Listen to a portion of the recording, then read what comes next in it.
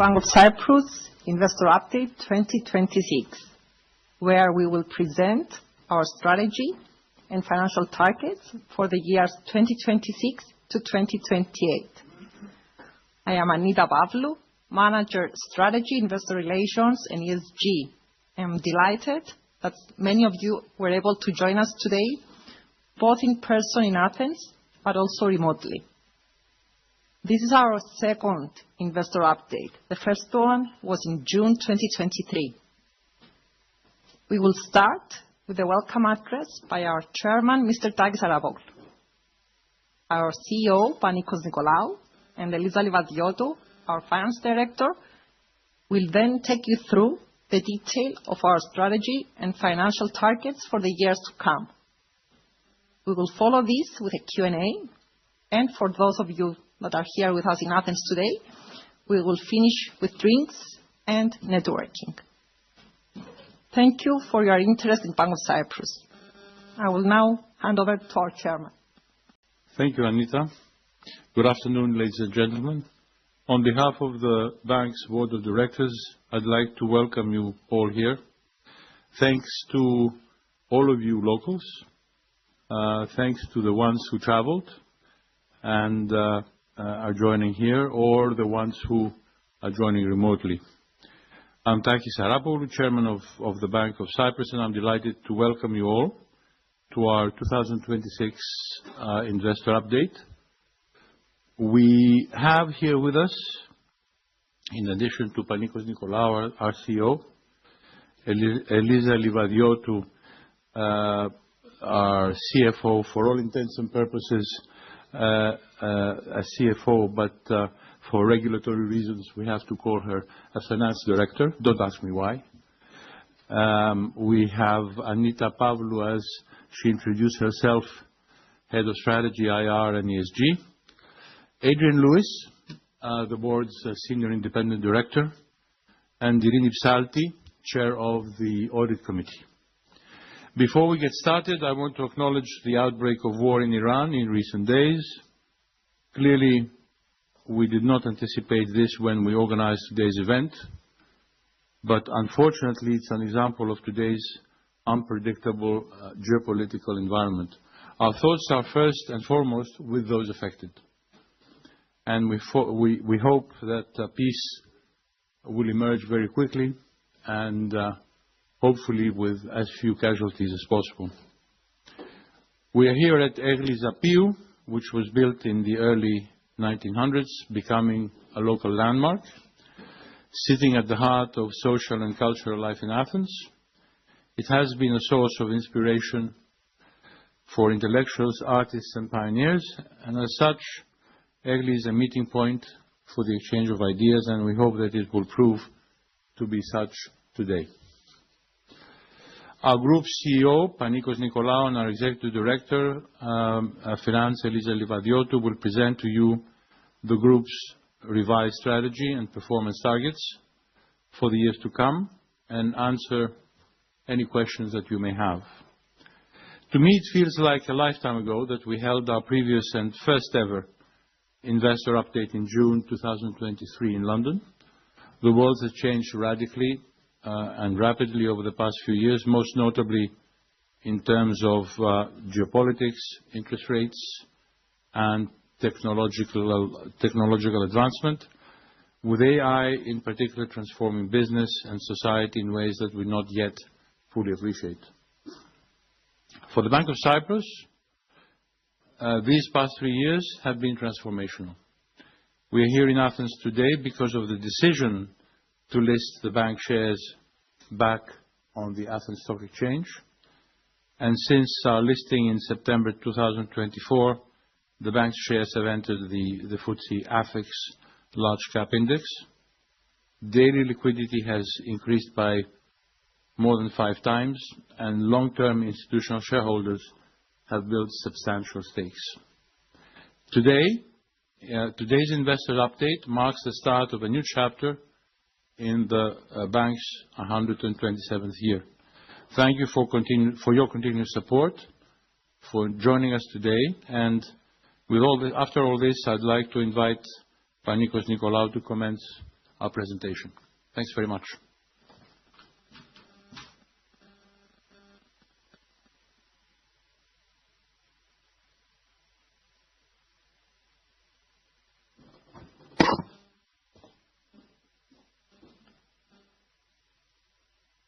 Good afternoon from myself as well. As you know, I am Panicos Nicolaou. I'm the Chief Executive of the bank, and along with Elisa and Anita, we will share with you our vision for the next few years. Additionally, we have our economist, Nektarios Michail, who will provide with a detailed overview of the macroeconomic environment in Cyprus. So, let me start by addressing the events of the past few days. Clearly, we are all watching the developments very closely, and as the chairman mentioned, our thoughts are with those that have been affected. Over the next couple of hours, we'll discuss the different ways in which we believe our business model is resilient to the external environment, but let me start by making some high-level remarks. Firstly, the business plan that we have presented to you today has been, as you should expect, drawn up before the events of Iran. To the extent that the economic environment in which we operate changes, so our plans will evolve. Having said that, there are a couple of really important things that are facts. Firstly, the Cypriot economy has shown high flexibility and resilience in the wake of a series of global uncertainties, ranging from COVID, the war in Ukraine, and the more recent conflicts in the Middle East. Moving from the economy to Bank of Cyprus, we are today very well equipped to deal with this changing environment. We have one of the strongest capital ratios of any bank in the euro area, with amongst the highest liquidity. Combined with a very low cost of risk and some 40% cost to income, we are positioned as well as any bank under this uncertainty.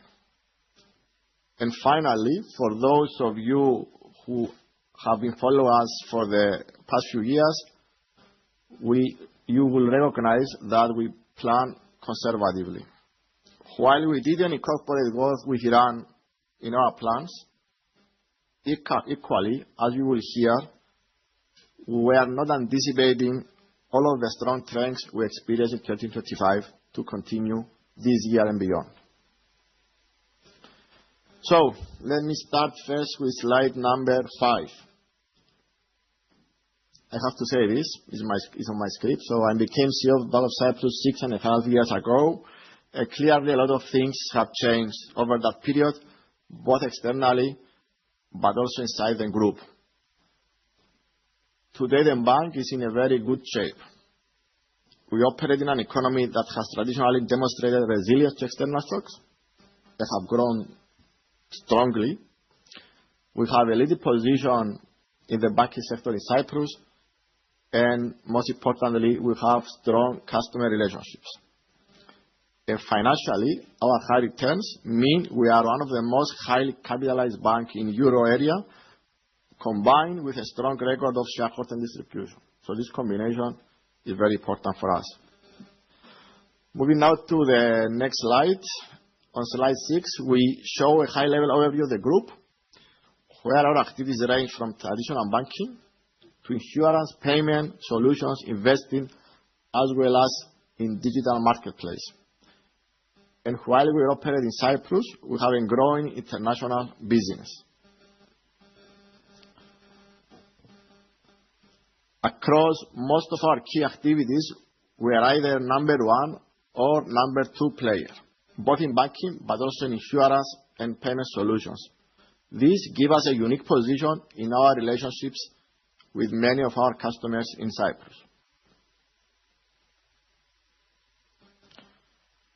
And we also have the leading digital interface with our customers, offering an ability to conduct all of their banking activities with our bank through their phone, on their phone.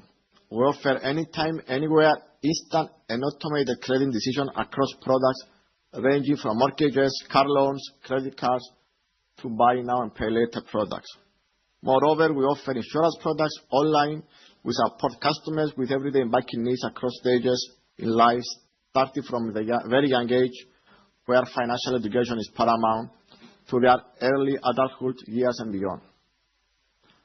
Our customers can conduct all of their business with our bank via their phone.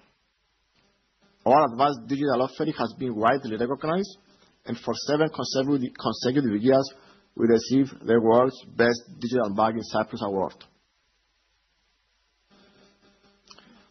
Moving now to the next slide, let's now see what we have achieved since our previous Investor Day in 2023.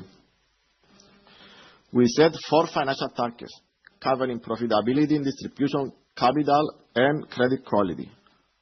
On each metric, we deliver well in excess of our target. Our ROTE has been very high. Our payout ratio in 2025 significantly exceeded our original target range. Our capital ratios are higher than we have expected, and our NPE ratio is much lower. While, like other banks, we benefited to some extent from higher than expected rates, that wasn't the whole story, as we show in the next slide. So slide number 11, over the past few years, we have actively managed the rise and then the fall in interest rate and its impact on net interest income, reflecting the acceleration of loan and deposit volumes, and through further support from our dynamic hedging policy. In addition, our profitability has been supported by careful cost management, and as you'll expect from us, by continued strong underwriting criteria.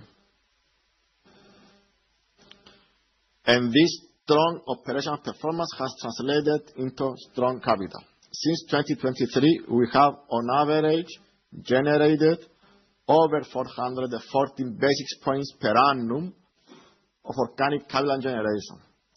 This is significantly more than our peers.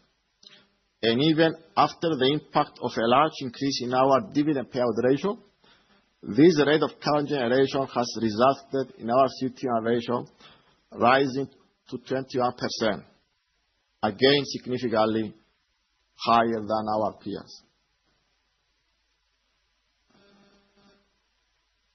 And finally, this combination of operational performance and capital generation has driven high shareholder returns.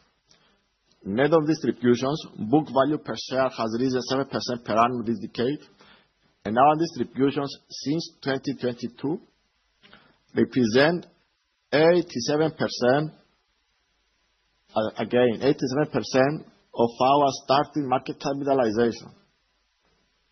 And this all reflected in our share price, which has risen nearly 5 times since 2022. In conclusion, we have delivered our commitments over recent years, and we are setting now the new targets for the next 3 years. Before I discuss those, we thought it would be helpful to hear about the economic background on which we have based our plan. So I'm delighted to welcome Neftarios Michail, our economist, who will share his analysis on the Cypriot economy. Neftarios? Come on.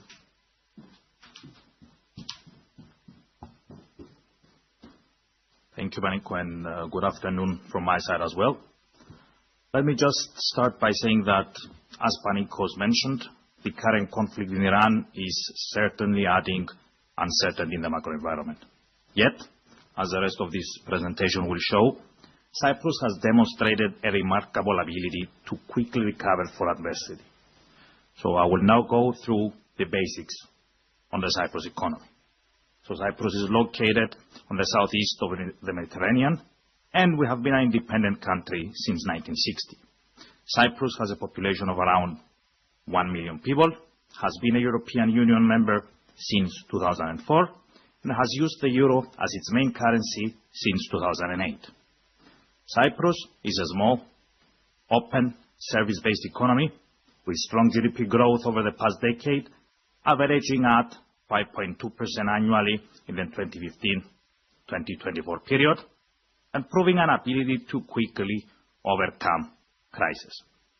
Cyprus has a nominal GDP at approximately 35 billion euros, or around 36,000 per capita. This strong growth is expected to continue into the medium term. Now, Cyprus may be a small-sized economy, but its global impact is large. It is the largest ship management center in Europe and among the largest in the world, while 7 out of the world's 100 top mobile game publishers are located in Cyprus. Overall, in a region that has seen its share of geopolitical volatility over the years, Cyprus is a resilient safe haven, an EU member country that attracts businesses, talented individuals, and wealth. Let's have a deeper look now into the economy. In 2025, Cyprus registered a GDP growth rate of 3.8%, the second highest in the euro area, and it continues to grow faster than the euro area average, as has been the case in the previous 10 years. Growth has been broad-based, with the information, trade, and tourism sectors standing out in the past year as the largest growth contributors. Yet the economy remains quite diversified.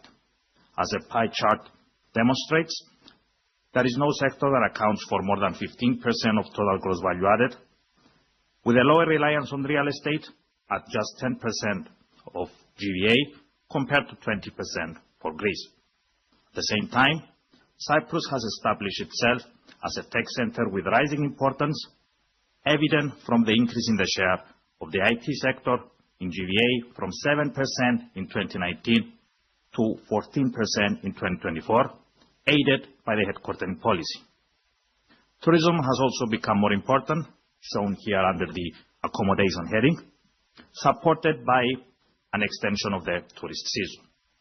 Both the tech and tourism trends are expected to continue into the medium term, with forecasts suggesting annual GDP growth of around 3%, outpacing the euro area. The positive momentum of the economy can be seen across all indicators. Inflation is expected to be around the target in 2026 and 2027, thus not creating meaningful price pressures on households, while the economy is already operating at low unemployment levels, with most of the growth coming from productivity gains. Forecasts suggest that unemployment will remain low in the coming years. As already mentioned, the economy continues to benefit from the extension of the tourism season, as well as the record tourist arrivals in off-season months. In 2025, arrivals were up 12%, with revenue increasing by 15%, aided by a diversified tourism market. As noted, growth in the information sector has been significant. In the 2022-2025 period, more than 2,600 companies relocated to Cyprus, many in the IT sector, with around 27,000 work permits granted, as employees seek to benefit from the 50% tax break for foreign workers, and companies seek to benefit from the attractive tax environment. The impact of these companies is evident in the economy, as in addition to an increase in value added, tech companies boost productivity, support real estate growth, both residential and commercial, and boost overall spending, aiding a variety of sectors.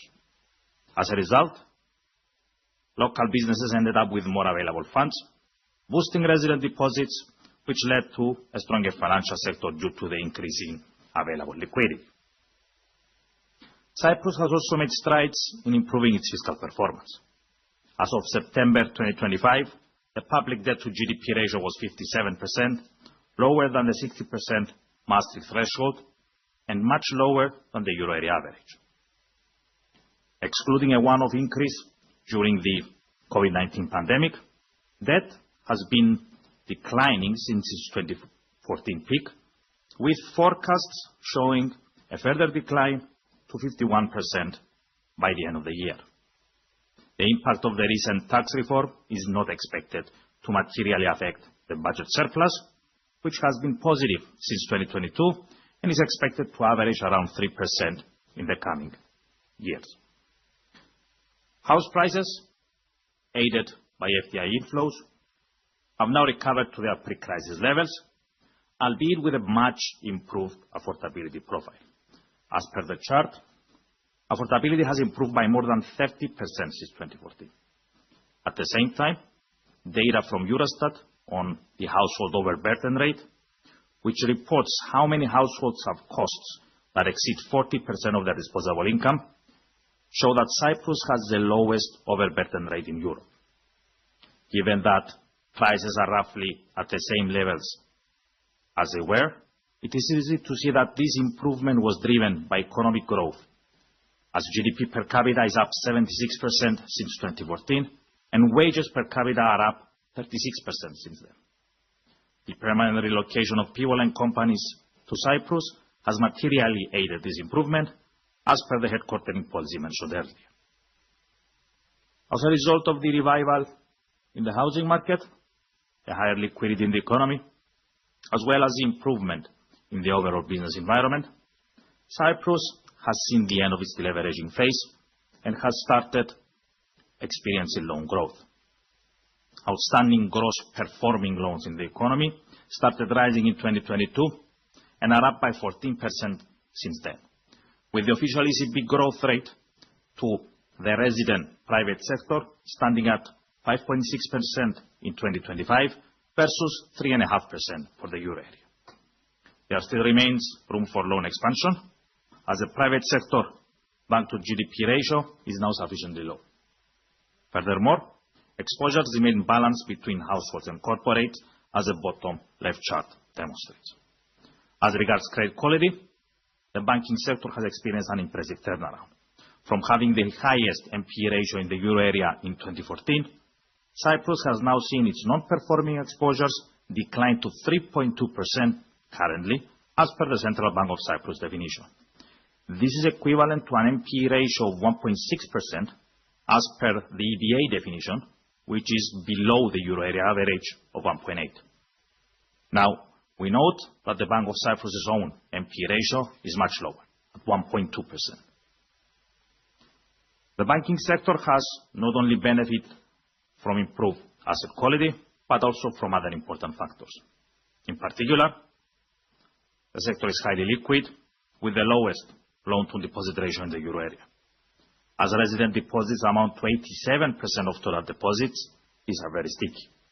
Furthermore, there is also limited concentration risk, with households holding around 59% of resident deposits. The banking sector's capital position is very robust, at 26.1%, while the banking sector is quite consolidated, with the two largest banks, of which the Bank of Cyprus is the largest, representing around 80% of total loans and deposits.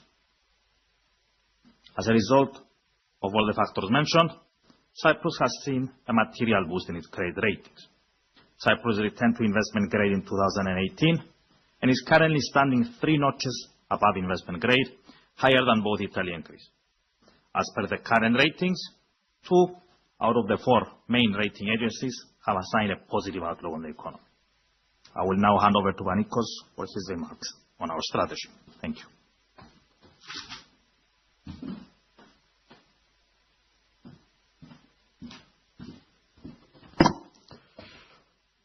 Okay, thank you, Nectaria. I will spend around 15 to 20 minutes taking you through our slides. So, starting with this slide you see on the screen, this are our financial targets for the next 3 years. So, we have 2 key priorities.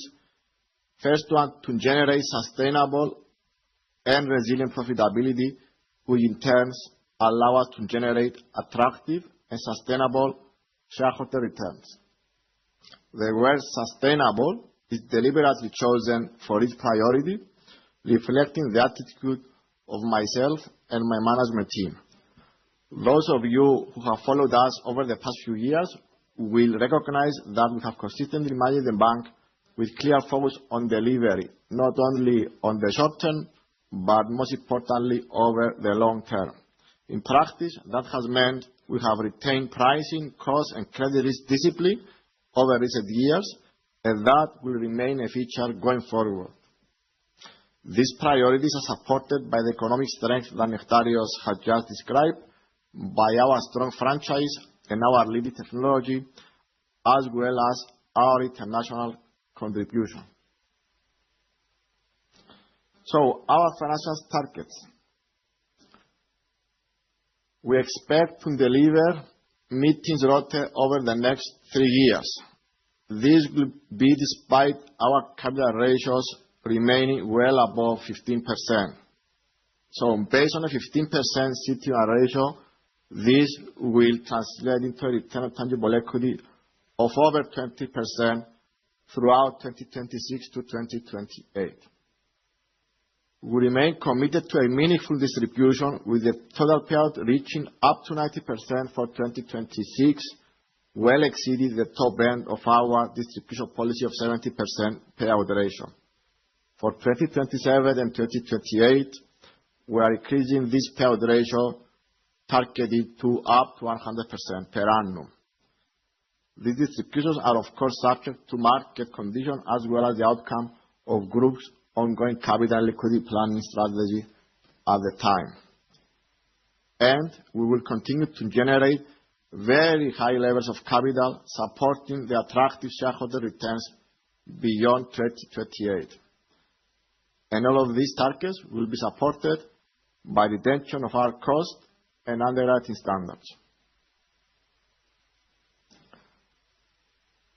So, responding to the external environment. As you would expect, our strategic plan is grounded in the external environment that we operate. Cyprus is a small country with increasing levels of competition, not just from traditional players, but through tech-enabled new entrants. We are well positioned to deal with this. Our customer engagement is strong, and we are diversifying our revenue base both by type of revenue and by geography. We have and will continue to invest significantly in both our technology, including AI, and also in the simplification of our operations. And as we are all aware, there is considerable geopolitical uncertainty. This has been the case for some time. It's not new for us. And of course, it's especially the case today, given the news on Iran over the recent days. The Cypriot economy has traditionally displayed a high ability to cope with unexpected geopolitical events, from COVID in 2020 to Russia's invasion in Ukraine in 2022 and the war in Gaza recently. Furthermore, Bank of Cyprus remains very well positioned to deal with this environment. We have a low-risk business model. Our low cost of risk and low cost income ratio means we have strong lines of defense. Furthermore, our strong underwriting culture means that we are well equipped to cope with changes in external events. And I am confident that this will continue to be the case.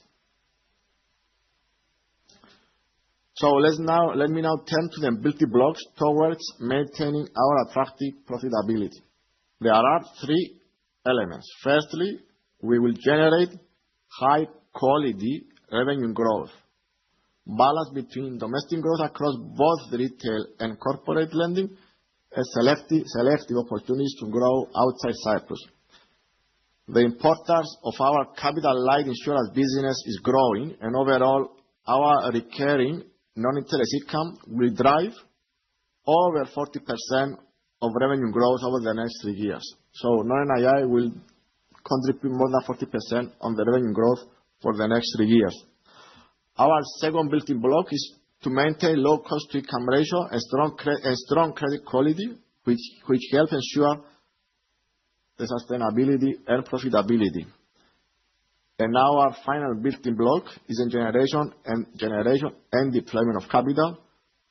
We will increase our distribution ambitions, invest in the business, and of course continue to explore bolt-on acquisition, subject to 3 criteria, which of course I will elaborate further on.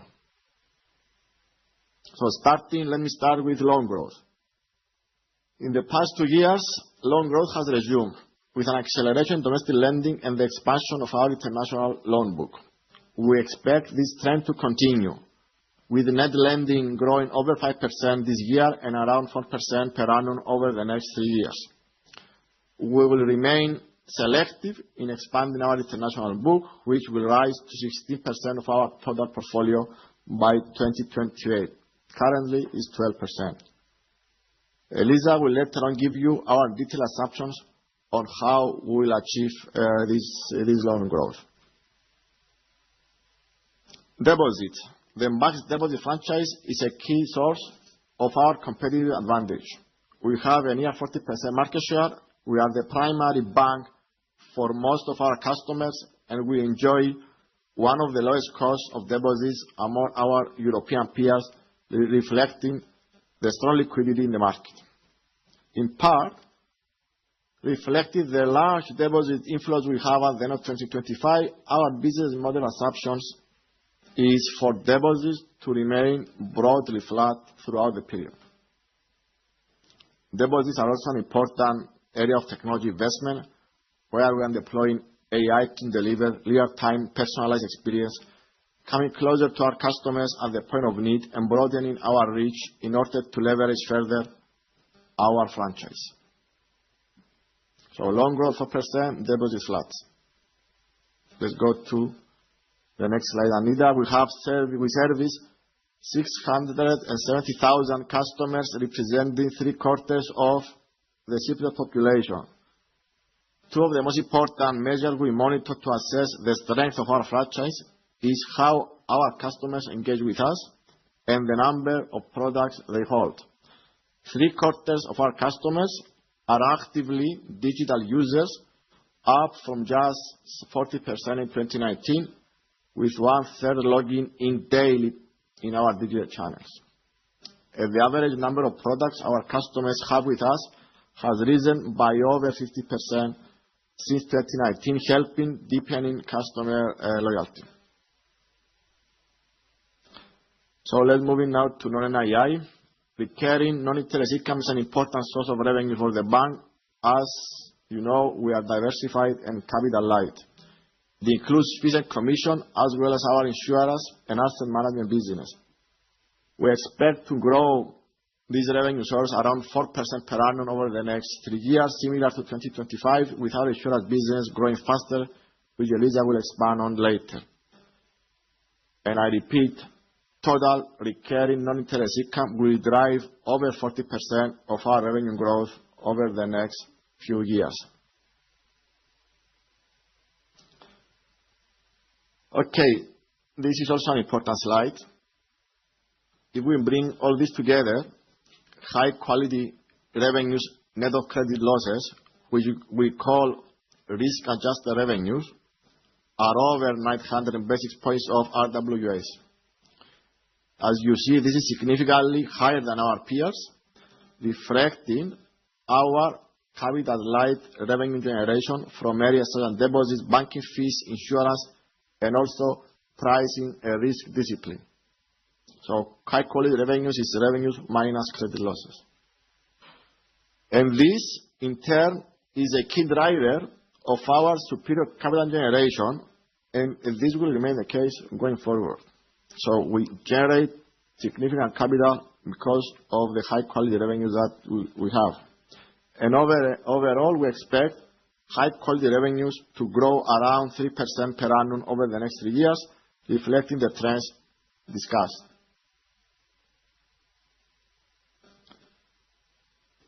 Our second building block is sustainability and resilience. And as I mentioned earlier, this is especially important at times of geopolitical uncertainty. This is best reflected in our lean operating model and our strong underwriting standards, demonstrated by high asset quality and a normalized cost of risk. Careful cost management allows us to invest in the business. As you will hear from Eliza, investment, including spending on AI, will go up over the next 3 years, but despite that, our cost-to-income ratio will remain low at around 40% throughout the period. And on credit underwriting, the expansion of our loan book, both in Cyprus and outside Cyprus, has not come to the expense of credit quality. We expect the cost of risk to remain at the lower end of our normalized range of 40 to 15 basis points over the next 3 years. A low cost-to-income ratio and low cost of risk are important factors in supporting our ongoing profitability and delivers high profit margins.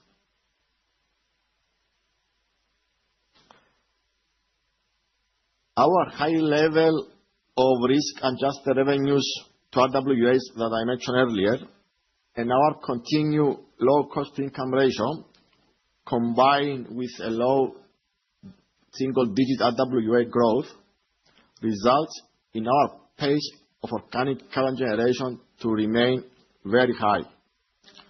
Over the next 3 years, we expect to generate between 350 to 400 basis points per annum of organic capital.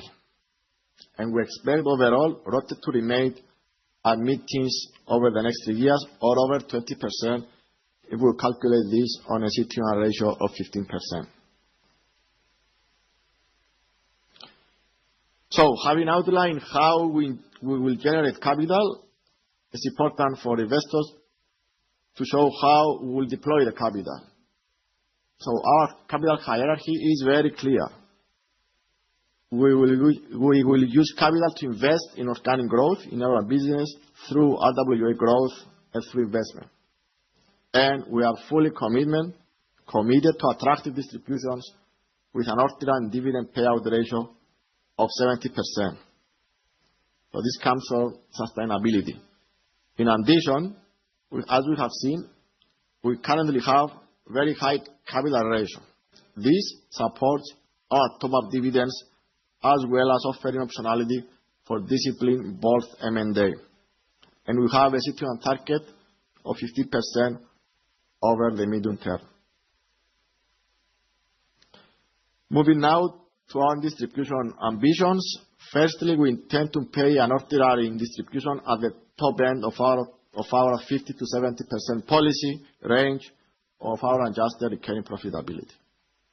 Secondly, for 2026, we will pay an additional top-up dividend of up to 20% and up to 30% per annum for 2027 and 2028, bringing total distributions up to 90% this year and up to 100% per annum for 2027 and 2028. The combination of modest RWA growth and near zero retained profits over the next 3 years mean that our CET1 ratio falls below from the current 21% level. However, you will be quickly able to work out the numbers that this does not bring our CET1 ratio to 15% by the end of 2028. A 50% CET1 ratio is our medium-term target, but we'll continue to run above that in the medium term, but of course lower than the 21% we have today. And this is deliberate decision by the board reflecting 3 factors. Firstly, we are keen on ensuring our distribution sustainable. Secondly, we want to retain some optionality to organically invest further in our business if opportunities arise. And finally, we want to retain some flexibility for inorganic actions, which I will now discuss on the following slide. So, M&As, bold M&As. We have 3 criteria for selective bold M&A. Firstly is a strategic rationale. Acquisitions must accelerate organic delivery in general, be in areas where we are looking to diversify, or be a selective, clean portfolio and be aligned with our risk profile. They should not impact our distribution policy that we just heard. And finally, they need to meet our financial criteria. Our acquisition of Ethniki last summer demonstrates this criteria in action, where we increase our revenues from insurance and our market share in a very light capital way with minimal impact on capital and of course meeting return targets. Investment in Wealthyhood that we announced today allow us to expand our offerings in our asset management business, offering access to a wide range of stocks and ETFs. Specifically, we have invested a minority holding in a technology pan-European company with a broker-dealer license called Wealthyhood, offering digital access to a wide range of stocks and ETFs to retail clients. These transactions are an example of what you can expect from us in terms of M&A.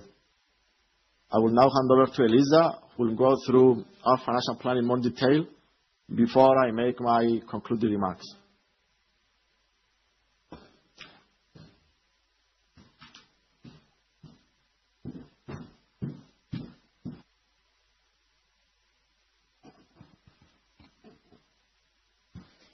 Thank you, Panicos. So, by way of background and going along with the previous tradition, I joined the bank in 1999, holding various roles over that time and have been finance director since 2016. You have heard about our strategic priorities and our target of delivering sustainable mid-teens ROTE. Now, I will attempt to provide a more detailed financial overview of the key drivers that support our financial targets. I want to start by repeating the financial targets outlined earlier. As noted, we remain committed to delivering high returns, generating significant organic capital generation, and to increasing our distributions to 100% from 2027. Before getting into the detailed financials, let me take a step back. Our balance sheet has a simple structure, and it is highly liquid, with our deposit base twice the size of our loan portfolio, giving us one of the lowest loans-to-deposit ratios of any bank in the euro area, and helping us have a very attractive funding profile. Almost 30% of our total assets are cash balances with central banks, and our loan book is mostly variable rate, with 44% of loans linked to Euribor, although, as I will mention later, we have significantly reduced our rate sensitivity via hedging and increased security holdings. During the past year, our net interest income has demonstrated resilience, absorbing the vast majority of interest rate cuts in 2025. As rates seem to remain stable at 2% in 2026, we expect the net interest income to also stabilize close to 720 million euro, comparable to the Q4 run rate of 180 million euro, which is adjusted for the 3 million euro impact from the seasonally strong deposit growth in Q4. Over the 3-year period, our NII is expected to grow at a 3% CAGR on the back of two elements: lending volume growth while maintaining pricing discipline, and careful growth in our fixed income portfolio, subject, of course, to market conditions. We expect our deposit base and pricing to remain broadly stable at the current 2025 levels, and we will continue to dynamically manage our hedging positions in order to maintain our reduced sensitivity to interest rates. Our net interest margin is also approaching stabilization at over 270 basis points in 2026 and is expected to expand thereafter as liquidity is gradually deployed, resulting into a shift in our mix of interest-earning assets. By the end of 2028, our total loan book and fixed income portfolios are expected to account for 70% of these interest-earning assets, up from 61% in December 2025. Meanwhile, the balance of interest-earning assets should continue to reflect deposit trends. Now, let us take a look at the drivers of NII more closely. Starting from loan growth, domestically, we expect balanced loan growth across both our retail and corporate books, averaging around 3% per annum to 2028, broadly in line with economic growth. Our retail loan book is expected to continue to grow steadily, benefiting from the favorable housing market prospects and improved affordability. And we are still seeing sustained high demand for corporate loans. With interest rates now stabilizing, loan repayments from businesses are returning to normalizing trends. We will maintain our leading market shares and at the same time maintain pricing discipline despite the increased competitive pressures. Over the past 2 years, we made a conscious decision to build cautiously and diligently our international loan book, which has 3 components: international corporate, shipping, and syndications. In 2025, our international book grew by approximately 400 million euro, but we view this pace of increase as exceptional, and it is not expected to continue. Looking ahead, we anticipate the expansion of this portfolio at a rate of around 200 million per annum for the next 3 years, which is consistent with the 2024 levels. In part, the reason for the slowdown in net lending reflects an anticipated increase in repayments as the book further matures. By 2028, this portfolio is expected to reach around 2 billion euro, representing 16% of the total loan book. Now let us deep dive into each of the three components I mentioned earlier.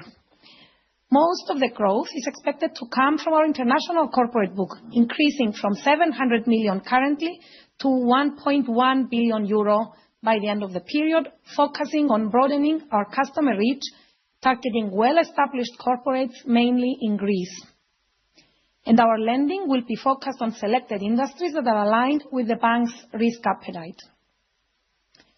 Shipping is also an area where we are growing, although it remains small and is expected to represent less than 5% of our overall loan book by the end of 2028. We have considerable experience in shipping lending, and the vast majority of our customers have long-established relationships with the bank. Combined with our strong underwriting criteria, this is an area where credit losses have and are expected to remain very low. Lastly, we will continue with our small participations in highly rated syndicate loans, focusing on deals in the US and EU, increasing it at around 400 million euro by the end of 2028. And just to confirm, we have no exposure to the Middle East in our international loan portfolio.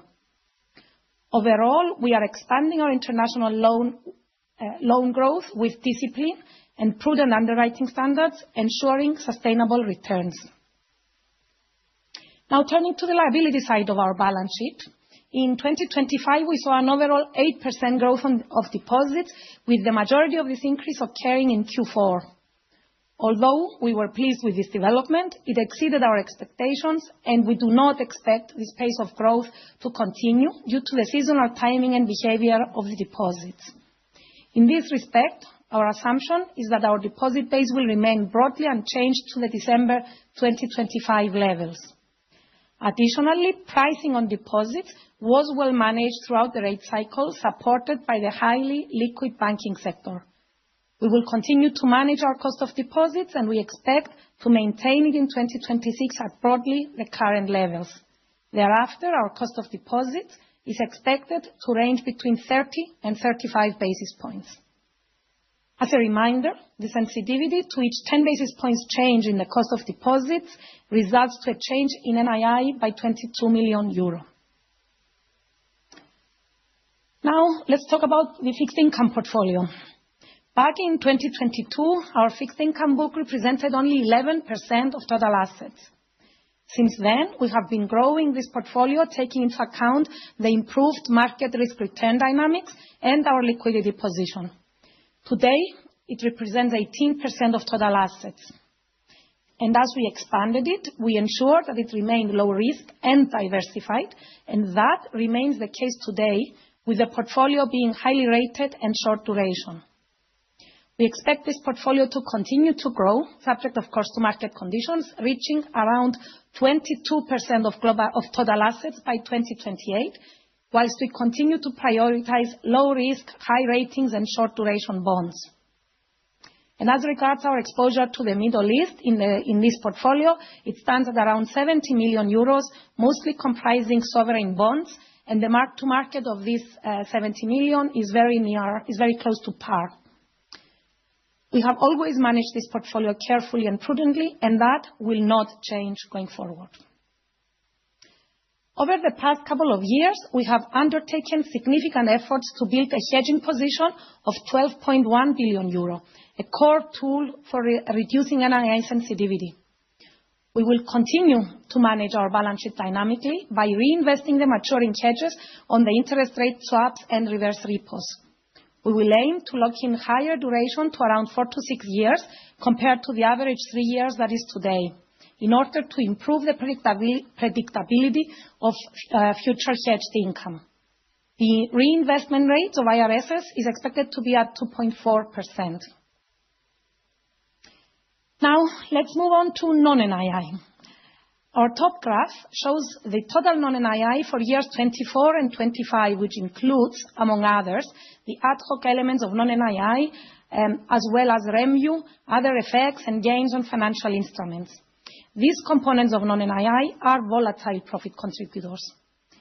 Hence, for us, the key area of focus is the high-quality recurring non-NII. This includes fee and commission income, net insurance result, and the FX customer-related fees. We expect this source of income to continue to grow by an average of 4% per annum to 2028, a similar pace to the prior year, broadly in line with the projected economic growth and increased volume of transactions. This growth is supported by the net insurance result, which I will come back to on the following slide. Additionally, it will be driven by three elements: growth in digital sales via our Genius platform, growing assets under management, and increased fees from the FX platform EFX Convert. Now moving to insurance, our insurance businesses, Eurolife and Yenniges, provide valuable and recurring revenue streams for the group. These businesses have strong market shares and are highly profitable and capital light. We target a growth of high single digit in the 3-year horizon, driven by strengthening of the bancassurance model and capitalizing on the bank's customer base, enhancing further our agency force, realizing synergies from the acquisition of Ethniki Insurance, and upgrading our customer experience through expansion of our product range and engagement via our digital channels. Genius and JCC are contributors to our recurring non-NII growth. Genius, our digital platform, embeds both B2B and B2C elements and will support net fee and commission income through transactional and subscription fees.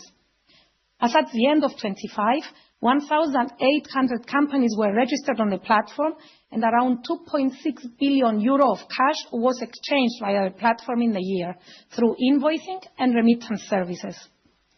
The digital marketplace aims at increasing the touchpoints with customers, offering them a vast range of different categories, resulting in an increase in the merchandise value of the marketplace by 380% year-on-year.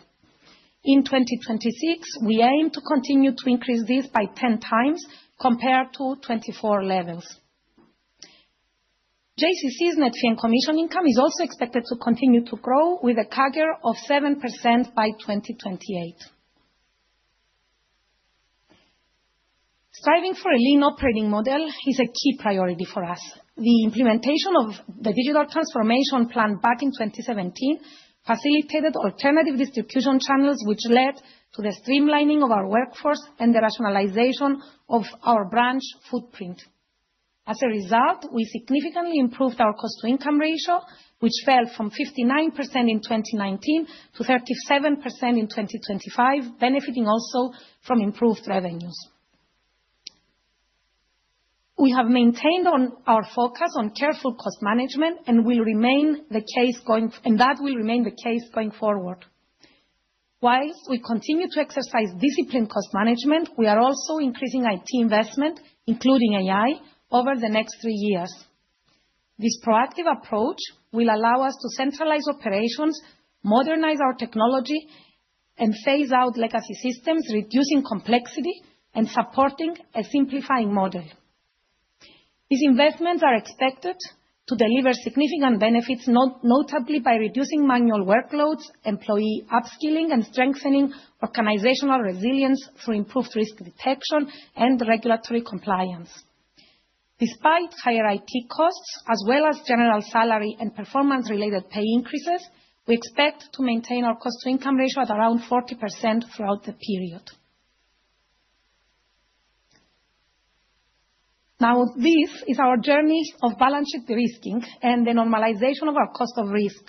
Back in 2019, our provisions were only covered 1.3 times by our operating profit. Today, that coverage stands at 10 times, reflecting both the meaningful decline in the cost-to-income ratio as well as much lower cost of risk. This profit margin provides us with significant resilience. Strong asset quality is non-negotiable for us, forged, of course, by our experience in the wake of the Cypriot financial crisis a decade ago. Our focus remains on maintaining our prudent underwriting standards to sustain the NPE ratio at broadly current levels. And we are keeping the assumption of our normalized cost of risk unchanged at 40 to 50 basis points, although we expect it to trend towards the lower end of this range during the 3-year period. The revenue stock is expected to continue to increase in the next 3 years through organic actions whilst maintaining minimal inflows. As a result, other impairments are expected to gradually decrease going forward. Now moving to capital, as Panicos mentioned earlier, the CET1 ratio target stands at 15%. This target reflects relatively high regulatory requirements on the countercyclical and OSII buffers. And the management buffer of 280 basis points over the regulatory requirements is broadly aligned with our European peers' average.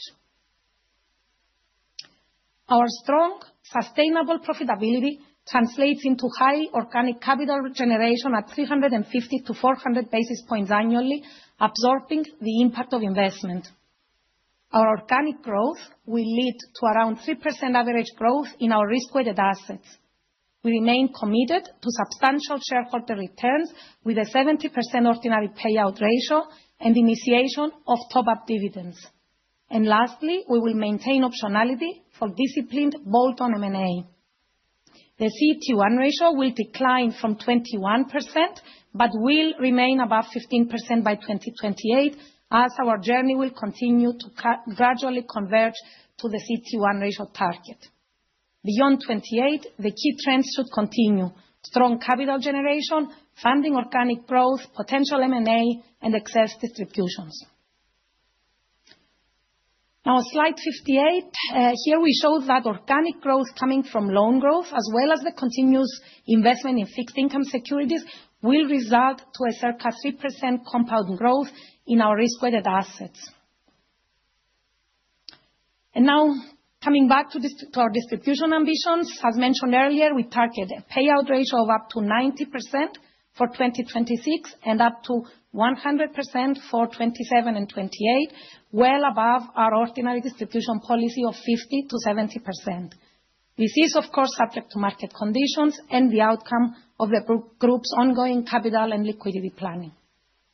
And with that, I hand back to Panicos for his concluding remarks.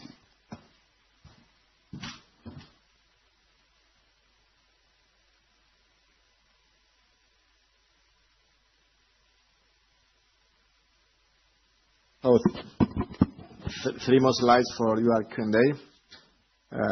But before we do, I wanted to make a couple of brief concluding remarks. So as a reminder, we operate in an economy that has traditionally demonstrated resilience to external shocks and is growing strongly. We have a leading position in the banking sector in Cyprus. We have strong client relationships, and we are one of the best capitalized banks in Europe with a strong record of shareholder distribution. We will deliver sustainable shareholder value. Returns will be mid-teens over the next 3 years, or over 20% on a 15% CET1 ratio. We will continue to generate significant amounts of capital, and will distribute up to 90% of our earnings this year and up to 100% in 2027 and 2028. And the last slide.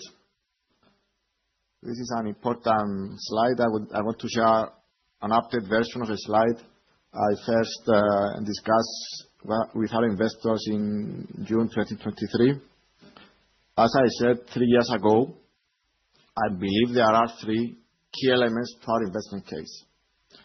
It's future distributions, it's surplus capital, and it's, of course, the ongoing franchise.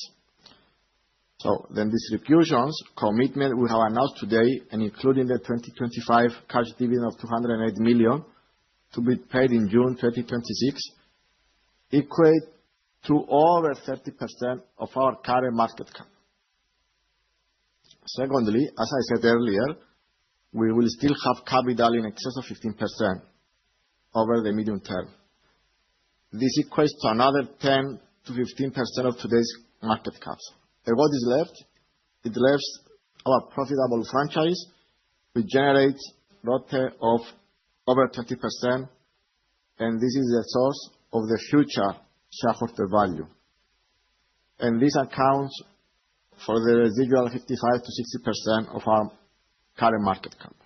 So, if we go back to 2023, the future distributions and excess capital accounted at that time of nearly all of our market cap. And while the sharp increase in our share price since then means that numbers look a little different today. But the overall conclusion back then remains the same and today. So thank you for your attention. I will be delighted to take your questions, which will be moderated by Anita, Manager Strategy, Investor Energy. Thank you very much for your time. Thank you.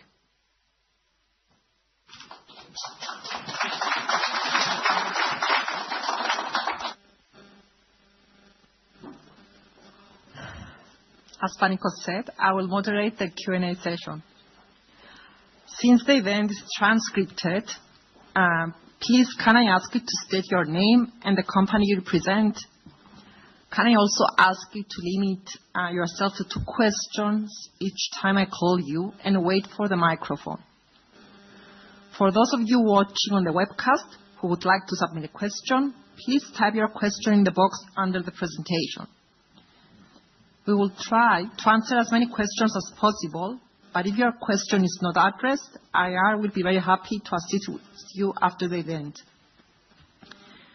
We will start with the questions from the audience in the room, and then we will proceed with the questions that we have gathered online. So let's start. Okay.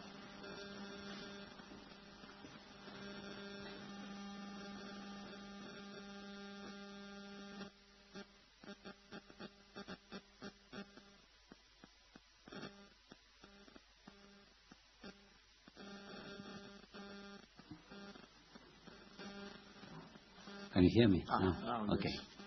Thank you for the presentation. My name is Alex Boulevouris from Europe Securities. I have 2 questions on my end, as you mentioned, Anita. The first would be on capital. Very, very nice slides you showed us, especially the last one.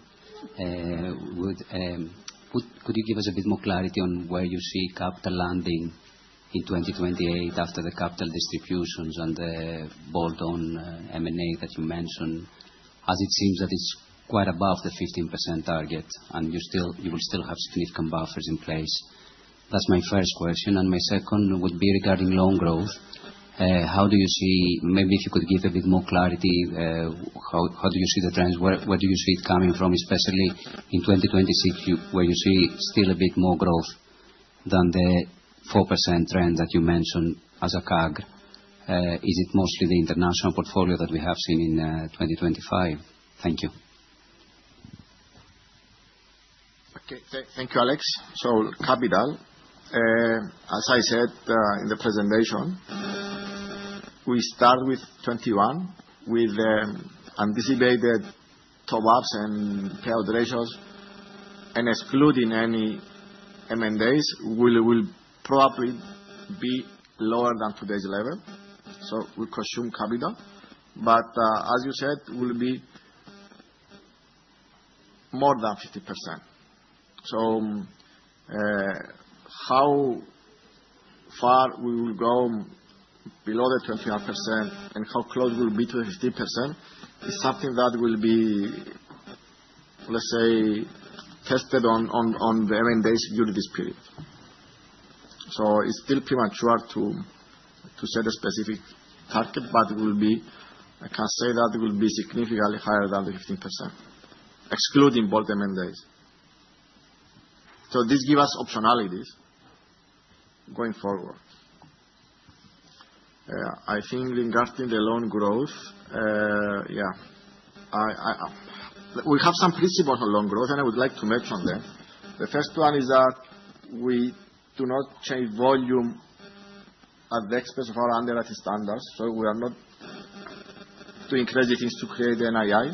This is the first principle. The second principle is pricing discipline. Risk profiles and capital consumption is very important for us. And the third one is diversification. So 4% growth in the period is the average of the last 3 years.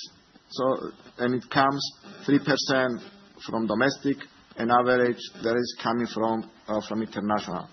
For 2026 specifically, I expect to be more than 5%. We have more visibility in 2026. and we expect to be roughly split between domestic and international. So the international, at least for this year, will contribute significantly in the overall growth. I remind you that 2025 will have 8% growth, 4% was from domestic and 4% from international. Naturally, you should expect international, let's say, contribution to growth to ease a little bit, but for 2026, the contribution will still be material. Thank you. If I can just add a couple of points, Panicos, to the capital question. Our 70% distributions to date, we were still capital accretive in the 70% world. In the 90 and the 100% world, we will be using up some of the capital. So there is a break-even point in that window. It depends on the exact year. We also gave guidance on the RWA growth of 3%. So I'm sure you will do the math in the model. And also, forget the levels of capital, if you add up to 90% and up to 100% dividend distributions, as I mentioned in the last slide, you said, Alex, that you like it, it's more than 50% of our current market cap. So we want our distributions to be attractive, sustainable in the medium term. Plus, retain some capital for optionalities. So this is our strategy. We prefer long-term versus short-term. But still, the long-term is still very attractive. Okay. I think we can move to the next question.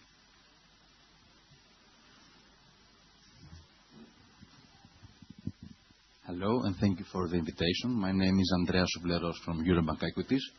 I have one question regarding deposit growth and one related with NII.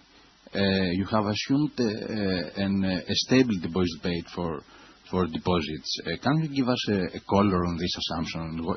Should we consider that as a conservative assumption? And this may be also a conservative assumption for NII, because deposit may have a contribution to the excess liquidity, which is beneficial for NII. Thank you very much. The answer is very simple. We have always been conservative on deposits assumptions in the past, always the last couple of years, because we always say that we have not tested the deposit behavior during the ups and the downs.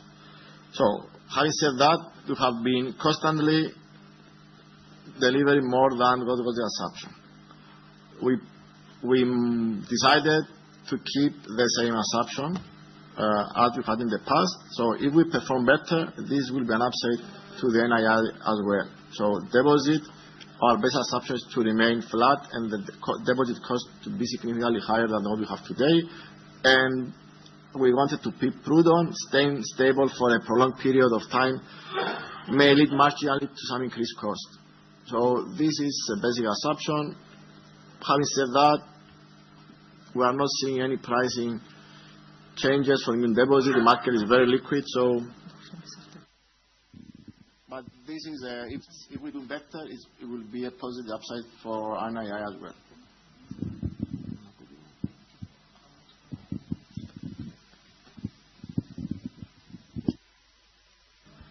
Shall I use this one? Sorry, just a minute.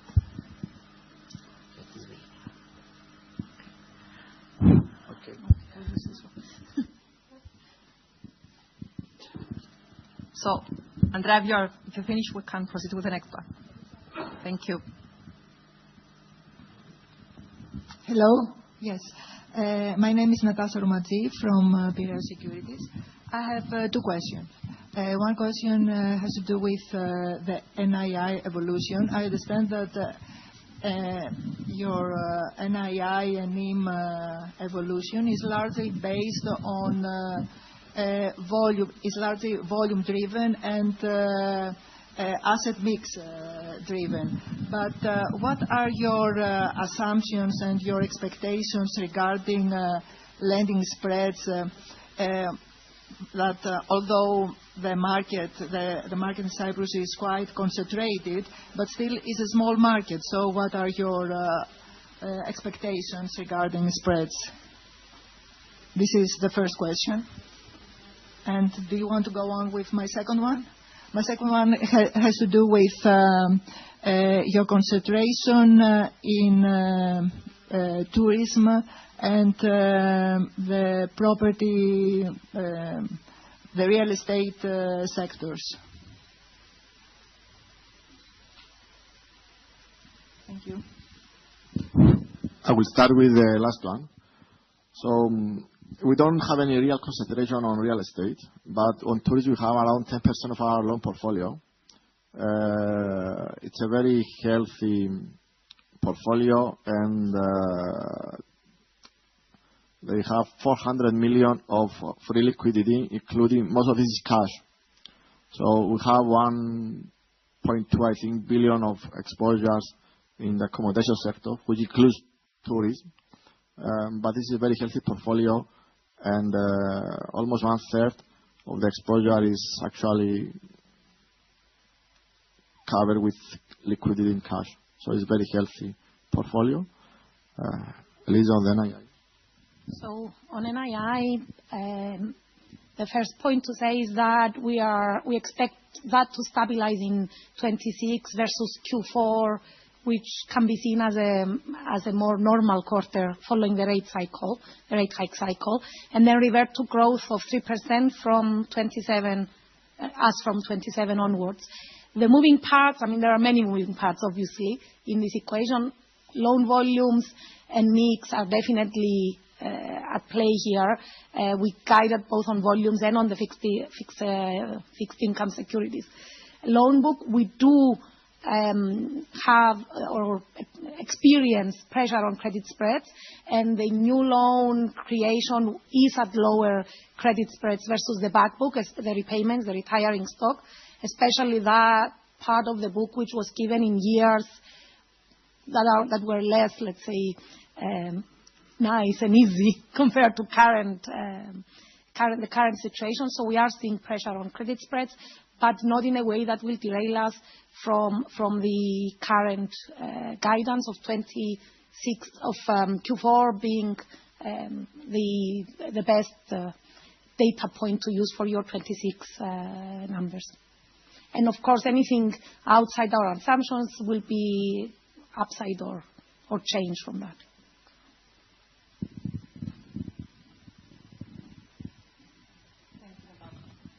Hello, Panagiotis Kladis from Alpha Finance and Axia Ventures. Two questions from my side. One, I would like to focus on potential upside or downside risks that you, on your estimates you discussed before about the deposit growth assumptions. I would focus on two things, and if you have anything to add, please let us know. One, on the deposit pricing, you factoring an increase on the base rate, but deposit cost at 30 to 35%, so broadly stable. So is this an aggressive assumption, or if you can elaborate on what you see on the market in terms of competition? Second, on the cost of risk, the last 2 years where you were close to 30 basis points, your NPE coverage is well above 100%. So again, this 40 to 50%, not again. I guess this is a bit conservative on the conservative side. And my second question is more of a strategic one. You discussed your priorities on capital allocation, on your focus on bolt-on acquisitions. So my question is whether you do examine any larger size acquisitions, or we should rule out completely such a potential move, or if you do examine some, let's say, bigger or transformative acquisitions under a stricter set of criteria. Thank you.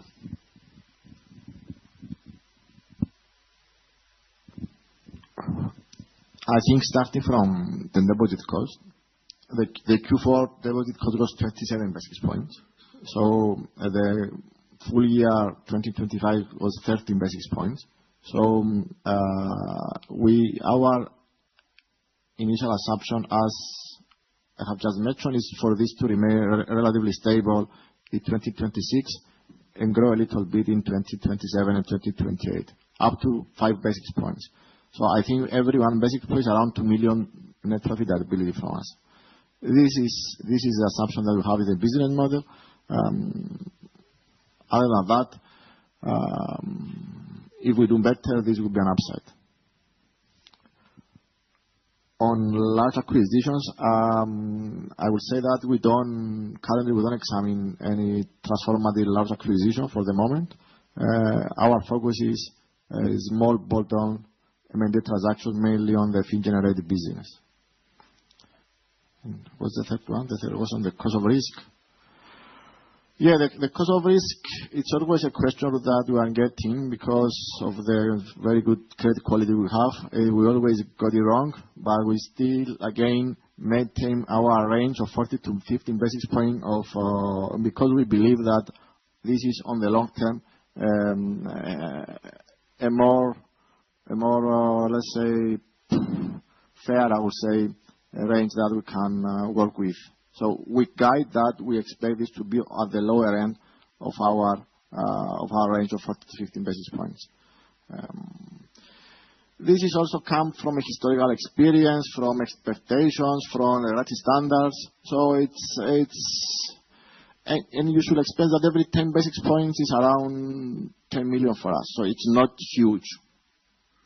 If it's 35, or if it's 40, or if it's 45. So we maintain the same one that we have throughout the years, 40 to 50. If it goes lower than that, it will be an upset as well. But having said that, we have not experienced any adverse trends of credit quality. On the contrary, I mean, the portfolio is extremely good.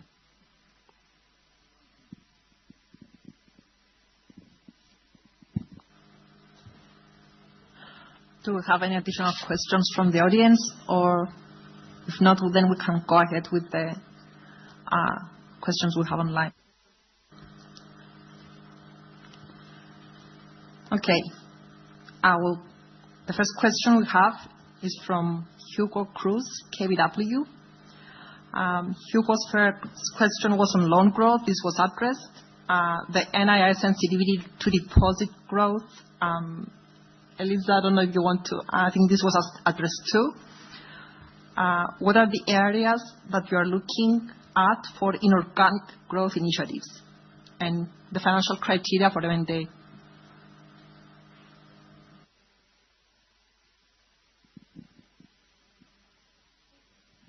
Just on NII sensitivity, just to add that every 100 million volume delta on deposits is 1.7 million euro impact. Just on the sensitivity. On the inorganic. In the inorganic, I think on slide 38, we have the types of, let's say, inorganic, I would say, targets and criteria. It has to be capital light. It has to be on the fee area. It has to have strategic fit, low integration, low execution risk, and the most important thing, will not change our distribution policy. And I would like to mention that any inorganic M&A will not change our distribution policy. So distribution policy to shareholder comes first. Any inorganic M&A will, if it happens, will absorb part of the surplus capital. We have a question. The following question is from Alfredo Alonso, Deutsche Bank. How much is the IT investment expected for the period, and how that differs versus the costs seen lately? And how much return in terms of efficiency would you expect from these investments, both in higher revenues and lower costs? Okay, so we've given guidance on the cumulative 3-year IT investment to be at 240 million versus 175 million for the past 3 years. This increase is expected to be absorbed within our cost-to-income guidance, and given that revenue is more or less stabilizing in 2026 on an all-in basis, we should be able to absorb a lot of this within our changing mix of cost. Our expectation for the increase in total costs year on year is for a low to mid-single digit, much in line with what you've been seeing in 2025 as well. And we've been consistently guiding on that point. So this is not a step change. It's mostly a change of mix, all incorporated within our cost assumptions in the plan. The following question is from Virgin Asset Management. Do you have any plans to call your additional Tier 1? And if so, how is this reflected in the guidance? Is there a scenario where the lack of M&A in the pipeline may result in higher than 100% dividend payout ratio? Okay, I'll take the wholesale question and hand over to Panicos. On the AT1, no. The AT1 the current plan and the current numbers assume that we will keep it till the first call date. We do have a call date coming up in April for the tail part of our Tier 2. We did a liability management exercise back at the end of last year, and there's a tail left with less than 100 million, which we will aim to call in April. Plus, we have, just to complete the wholesale funding picture, we do have also a senior bond with a call date in the summer. We will be monitoring market conditions and look to replace that at some point, hopefully during the year.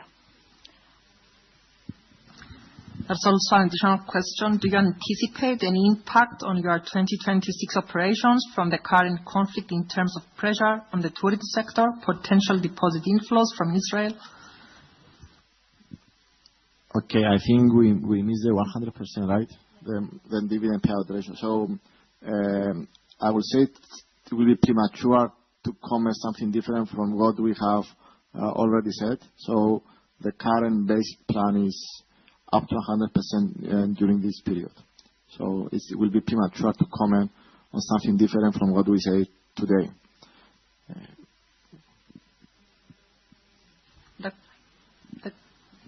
And the question was if we see any impact on our 2026 plan based on if there's any impact on tourism. It's still early days to comment, I would say. It's still early. I would just say that on tourism, Cyprus usually starts up in June until October, November. So depending on how long this will last, it's something that we'll continue monitoring. But as I said before, our tourist portfolio is very robust.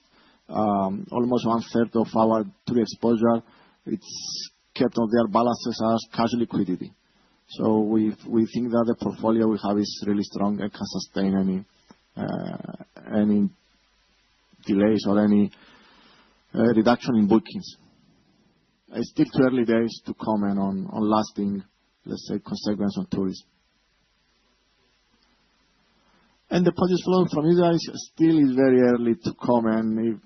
If this happened, in general, I would say that in the past, in any conflict, regional conflict, usually Cyprus has been kind of benefited from inflows I will just say deposits but from relocated business there, which is much more important because there are people living on the island, spending and driving the growth of the economy and positive migration to the country. The next question is from Dan David, Autonomous. What is the biggest risk you see to the plan? And separately, do you plan to maintain your AT1 stack or you said want to replace? I think you asked the second one, right? Just on the optimization of capital point, we've said this a few times in the past. We do want to use up the components of the capital stack, so Tier 2 and AT1, because that frees us up to be flexible on our distributions, our strategy, as you heard before. So we do intend to keep it, even that's the current plan at least, even beyond the first call date. I mean, replace it by a new instrument at that point. On the biggest risk, it would be very difficult for me not to mention geopolitics, given what is happening today around the world and in Iran. But I will also say that although we did not anticipate the war in Iran when preparing our business plans, we have been always prudent on what we present to you, and especially versus the results of 2025. I will give you an example. If you notice in Nektarios' presentation, the official assumption from the government and from the central bank on GDP growth in 2026 was 3.1, and in our calculations, we used 2.2. So we plan prudently on what we say.